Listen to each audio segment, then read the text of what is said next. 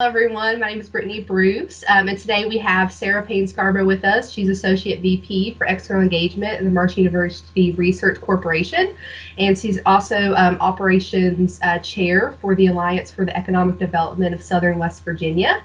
And I also have Dr. Tim Melvin, and he is Assistant Professor and Director of Assessment with the College of Education and Professional Development at Marshall University. And today we'll be discussing our annual Business Leader Survey targeting businesses statewide. Welcome, Sara. Could you start off by telling us a little bit about the history of the survey, how it came to be, and why it is important? Thanks, Brittany, and it's great to join you today. Well, the Alliance for the Economic Development of Southern West Virginia hosts a survey. And the Alliance is a higher education collaborative made up of 10 colleges and universities across Southern West Virginia. So if you look at a state map, we're really Mason County, Webster County, Clay County down.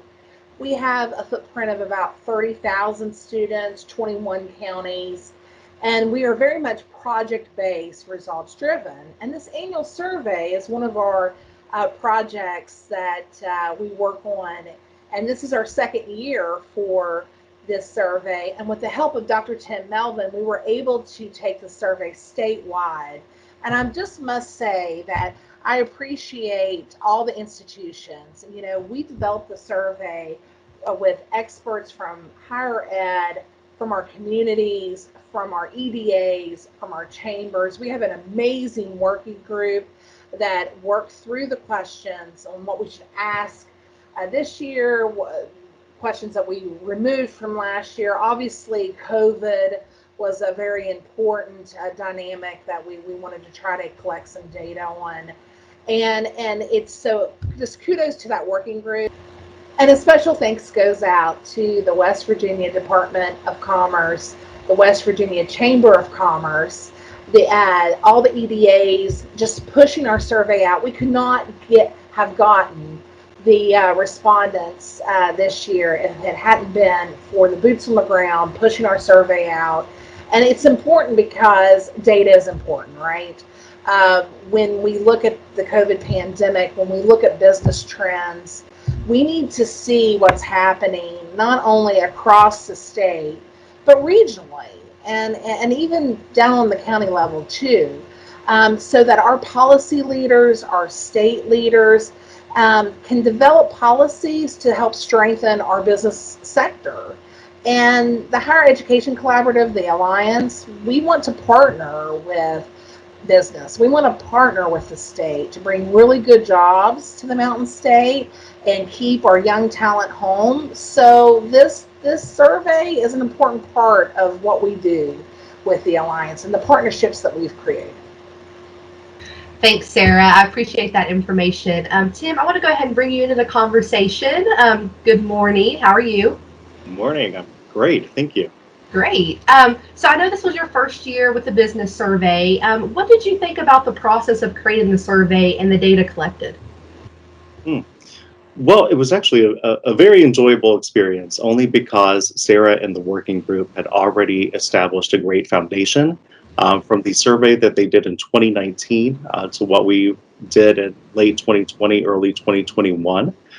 So I think it was interesting to also look and see where businesses were at prior to COVID and the operations and financial situations even that they were in during the COVID pandemic. So just looking at the data and reflecting back on where people were as to where they are now was a very interesting and eye-opening experience. Great, thanks so much. Would you like to go over a few of the survey highlights that stuck out? Sure. Two things for me that really stuck out. Um, First was the impact during COVID. So prior to COVID, I think we looked back at the 5 years prior. Operations for small businesses were actually kind of leveled out. So they were not really reducing operations, or they weren't even extending operations in any way. However, during COVID, 51% of respondents said that their business operations had reduced due to the pandemic. So that was one thing that really stood out as being, not good for southern counties or the state as a whole. Or any reduction in a workforce or operations is never good news. And having that data that's quantified and that we know is an experience and a hardship of businesses really stood out. Secondly, I think internship opportunities was another area that was kind of surprising. Um, so I think, if I'm not mistaken, 62% of business leaders, whether owners or managers, said that they do not currently hire uh, interns or apprentices. Um, so in a state well, for any business that is looking for those skilled or experienced employees, the internship and apprenticeship opportunities are really key and paramount for people who are entering the workforce to have. Um, those opportunities will create that experience and that on the job training needed to go into a workforce. So for 62% of businesses to not offer those opportunities um, was also kind of eye-opening in terms of data. Um, but there was a flip side to that.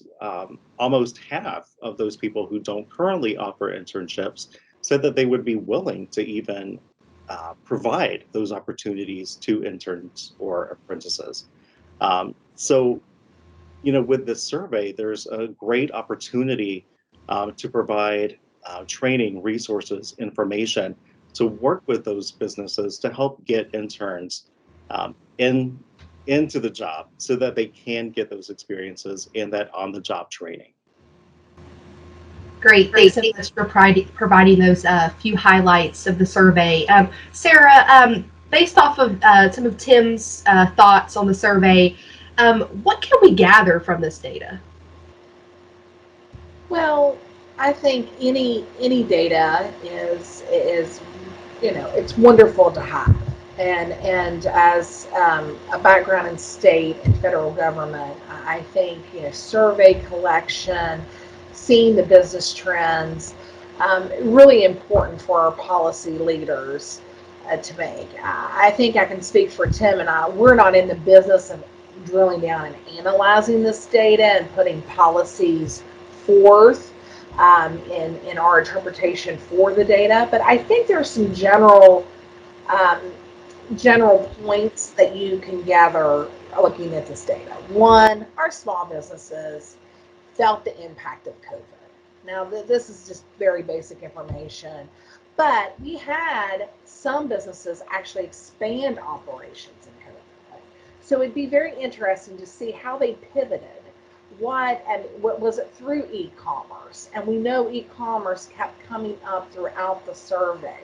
People either used it to expand their operations or they want more information on how to get a bigger online presence.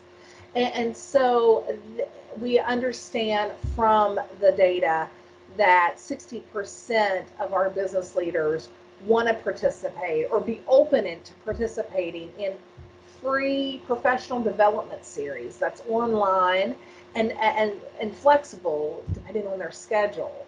So our small businesses are seeking out additional information on how to grow and expand.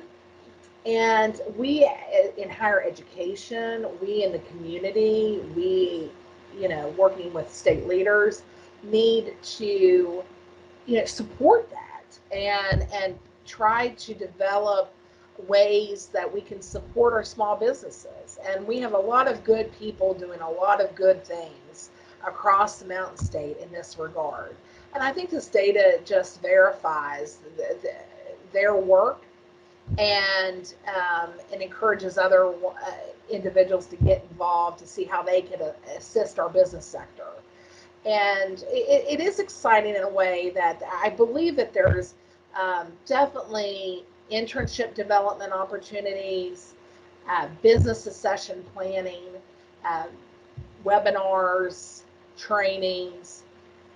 I think that as you look through this data, you can gather probably the same interpretations that I had from it too, that we're doing great things, but we can expand that and really drill down on some programming that we're offering collectively.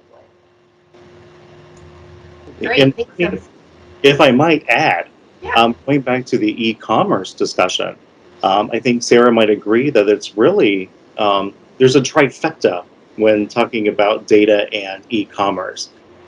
It's not only the selling online, but it's the marketing and social media aspects too. And I think this data really demonstrated that businesses really wanted help and training with all three on how to make all of those programmings and opportunities um, sufficient to help businesses grow. So I think those three areas, and speaking of e-commerce, um, really is something that um, someone should put an eye to and look at more. And as you said, Tim, and if you look at social media and e-commerce, what does all that have in common? You need really good broadband. And, Broadband. and I know that that is a huge topic right now of focus from our state's leaders, and rightfully so. And I think that you'll see probably more development on that. And our small businesses seem to be ready for it as well, based on our conclusions. Well, thanks to both of you all for taking the time to join me today. Do you all have any final comments that you'd like to make?